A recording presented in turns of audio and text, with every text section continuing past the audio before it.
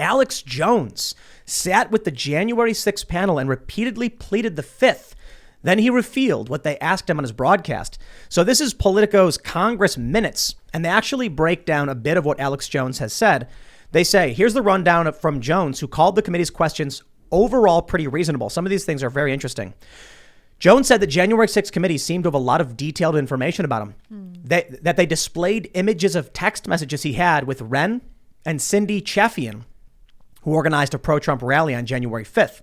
Both Wren and Chaffian had been subpoenaed by the committee last fall. Jones said he started to have doubts about leading a march to the Capitol when he saw the unwieldy crowd that had formed at Trump's ellipse speech.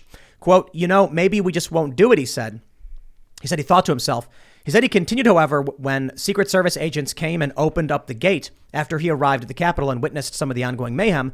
Jones was seen on video repeatedly attempting to steer the crowd away from police lines. No, Politico. You need to be more direct and more honest than that. Alex Jones is on video telling people to avoid the Capitol and not to go in because it's a trick and it's a trap and it's what they want you to do. Jones was actively bullhorning to de-escalate and get people away from the Capitol. That would be very important to include, but they did not. Jones said the committee asked about his contacts with Proud Boys. He said that he ate at a Hooters in Atlanta with some members. He said he didn't use Proud Boys or Oath Keepers as security. He used a prominent company. He said the January 6th, he relied on a prominent Austin-based security firm. He said the committee suggested they routinely monitor his show.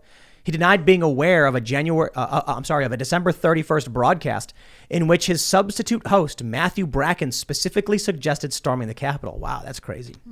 Jones also acknowledged that his co-host, Owen Schroyer, who has been charged for egging on the crowd in the restricted area of the Capitol, was facing prosecution. Jones said the charges were for a bunch of stuff he didn't do, and he falsely said Schroyer is facing years in prison. I think it's fair to say incorrectly. Falsely kind of implies he was intentionally wrong. The misdemeanor charge against Schroyer carry a maximum 6-month sentence. So I'll tell you right away, the crazy thing about this is that they've got his texts. Mm-hmm. That's creepy, but obvious, right? Mm-hmm. The government's got your private information. They know what you do on your phone in your private time. And if you're not using a VPN and you're not using a Signal for encrypted stuff, just, Adam Schiff, he knows everything. It's funny. I'm sorry, real quick. Just Mark Zuckerberg knows when you poop. Yep. I'm willing to bet for a lot of you guys out there, Adam Schiff knows when you poop too. Oh, gosh. And he's going to tell Nicole Wallace about it too. Yeah. Oh, yeah. He's going to go on MSNBC. He'll leak to his friends at the Washington Post and the New York Times. There's no end for Adam Schiff here. He's going to hold up an envelope and be like, I have documents about what time Alex Jones was pooping. I think one of the things that bothers me here is, okay, you hear this, like they can spy on you, they can read your text messages, they have total oversight control. I hear that a lot. It's not until it becomes personal and it actually happens to you that it's like, whoa, sound the alarm. This isn't right. Yeah, you have this happen with crime in major cities right now. You have CNN questioning whether that actually is happening. Brian Stelter did a segment on a show on Sunday. It's very similar in that the media will mock anything and everything that's happening to everyone else in the country because it's not happening to them. Right. They feel safe in their homes. They feel like their privacy is being protected until something happens to them. And then it's all bets off. And you would think they would change their minds, but in many cases, it doesn't. Do you see that story from Sanjay Gupta where he wrote about going on Joe Rogan's podcast? And he said that he was scared that Joe was going to jump the table and throttle his neck. Right. He goes in with these incredibly unreasonable expectations. It's probably because it's what Jeff Zucker and Jake Tapper and Brian Stelter told him is going to happen. They painted this caricature. And this goes to the larger point of anybody who doesn't, toe the line as part of that corporate machine. They think you're this crazy person, and they view us like zoo animals almost, that they can tap on the glass almost. Our friend Seamus over at Freedom Tunes made one of the funniest videos he's ever done is about the Joe Rogan Sanjay Gupta thing, and he just plays some audio of Joe Rogan talking, and he's like, don't you think it's dangerous when a media company lies? And then it just shows Sanjay Gupta going like crying, but then it shows Joe again, and he goes then he specifically mentions CNN, this massive media company, and then it shows this fake like CNN with two anchors screaming and crying like and it's like, and it says in the Chiron, Joe Rogan attacks media. Yeah, that's literally what it is. Right, and this is the problem that we've had for the last however many years, which is people would say at a Trump rally, you suck, and guess what? It's treated like a death threat. The First Amendment they believe only applies to them, not the rest of us, because it's too dangerous for anyone else to have speech. This is the crazy thing about Alex Jones. I'm going to say that one of the most, I'm going to trigger the establishment press. Oh boy. I am going to trigger all of the left with the following 4 words. Oh boy. Alex Jones, I'm sorry, is it technically 5 because of the A? Alex Jones is a journalist. Oh no. Oh, their heads are rolling on the ground. Them. I remember a few years ago I said that InfoWars was kind of like a right-wing Huffington Post. But it was in a specific context where I was saying that in the election cycle, with Donald Trump, InfoWars was trying very much to be more mainstream and to speak to the MAGA crowd. And that as the Huffington Post does that for, liberals, Alex Jones was very much trying to do that with Infowars.com. So whether you agree with Alex Jones, his political positions, his opinions, whether you believe him to be telling the truth or not is not relevant to the fact that he is a dude who collects and disseminates information. I got to be honest. I think sometimes he says really crazy things. Yeah. I'm sorry. I mean, often. Often. Yeah. Yeah. Absolutely. But the reason I say he's a journalist is because he's afforded the same protections as any other member of the press. And while my opinion of him may be like, he's a pundit, he's a personality, on paper, legally, there should be no distinction between him, Don Lemon, or James Rosen. These are people who are speaking in the public about public policy and politics. The problem is these people at CNN and these other outlets, they basically gloat and laugh and mock Alex while he's getting his private text messages taken by this should be a Fourth Amendment violation. Right, exactly. And I think, they've been obsessing about this all afternoon since it came out that he testified before the committee. 5 MSNBC shows and 4 CNN shows have spent time talking about this versus really anything else that's going on in the world, really gloating about how many times he took the fifth. And it just shows what a crock also that this entire committee is. You can remove Alex Jones and replace him with really anyone that's going before this committee. And as you point out, you don't even have to like Alex Jones. He says a lot of crazy things, and it's pretty horrible, some of the things that he said, in my opinion.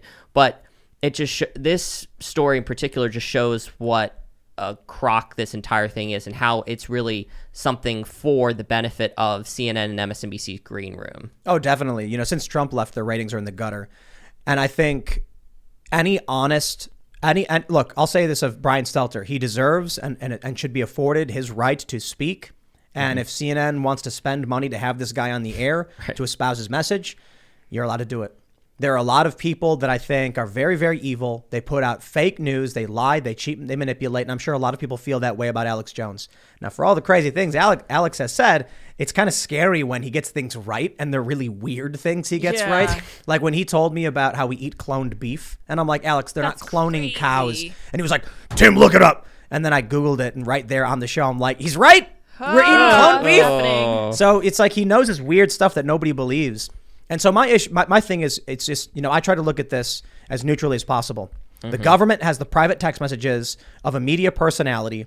They didn't file a subpoena against him to get it. They went straight to the phone companies and said, can we have it? And the phone companies just went, yep. So this is deeply troubling to me because I think that at an underlying level, it's because they're so smug about it because they assume that it will never, ever happen to them. I know that they're wrong. I know that the tables can turn, but they don't think it ever will. And I'm not convinced that with the turning of the political tide, it won't be them on the table. They don't want to set this precedent, but they're just gloating in it right now because they're so incredibly short-sighted. They cannot think past stage one. It's ridiculous. Yeah. And the entire January 6th committee is their golden calf. They are obsessed with it. For the anniversary, CNN and MSNBC spent over 1,600 minutes in one day talking about the first anniversary of January 6th. First anniversary. They did a candlelight vigil. Right. And they had a chorus on the steps of the Capitol that sang songs. They had this prayer service and all this stuff. I mean, so anything January 6th, they're going to drop. It doesn't matter what's going on in the world right now. Weeks, months down the road, we could be in wars on two different fronts. And if something happens with January 6th, they're going to be like, hey, oh, hold on, we got something. I think they're realizing, though. I mean, I think the Democratic establishment is stuck, and there's nothing they can do because they've made it their whole, Correct. you know, like the whole party message. But when you see like Barry Weiss on Bill Maher, and they're all of a sudden just saying like right-wing tribal talking points, I'm just like, here it is. Here we go. They're jumping off the ship. They know it's sinking.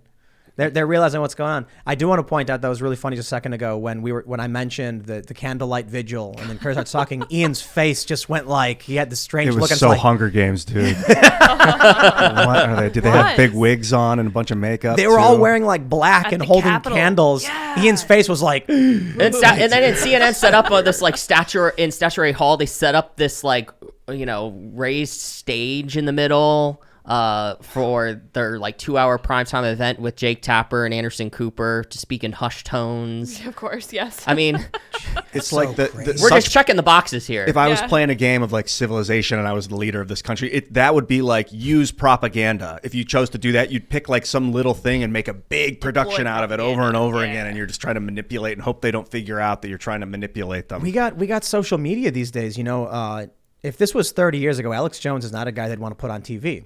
They wouldn't want to give him a chance to actually defend himself or speak up. They, you know, and they don't. I mean, these mainstream media companies, they don't want him on. They want to be able to control the narrative. They want to keep all these Democrats wrapped up in their bubble in this cult, believing whatever it is they say. And they live in this crazy world where they think Alex Jones is this evil boogeyman, or people like James O'Keefe. The first time I met Alex Jones, when he came on the show, he told me, he saw one of my videos where like Alex went to the grocery store and people were screaming at him. And then I was just like, that's so insane, dude, to like see this guy buying milk and just start screaming at him. Yeah. And Alex is probably like, I'm just buying milk, you know? Right. But Alex was like, that's exactly what it is. Like, I don't even know who you are. Like, leave me alone. I'm just buying milk, man. And you see how much that's grown with people being harassed in public places, you know, and not just Alex Jones now. Bad. Yeah, you see that video we talked about the other day where this black dude gets in an elevator and these two white liberal women go in and they're screaming at him to get out because he's not wearing a mask, and they're filming each other. Like, then the women hit the black dude, and then he's like, you hit me, and then she goes, Black Lives Matter. Right. Black Lives Matter. Right. Like, what? Dude, we're losing our minds, man. Right. That's why, yes, Libs of TikTok might be one of my favorite accounts on all of social media. It is endless laughs. Yeah, so while you're, you know, at Newsbusters and you're tracking the mainstream corporate press, you got Libs of TikTok on Twitter tracking TikTok, posting all of that absolute insanity.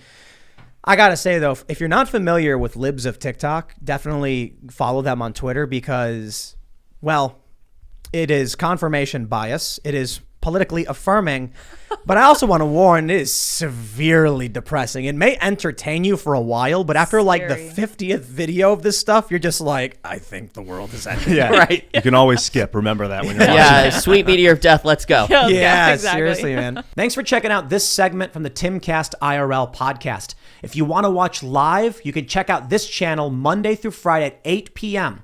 Now, don't forget to smash that like button, subscribe to this channel, and if you want more unfiltered and uncensored content with all of these guests, go to timcast.com and become a member. All of these guests you know and love in exclusive segments on our website where we are unrestricted in what we talk about, so you'll definitely not want to miss it. Thanks for hanging out. We'll see you all next time.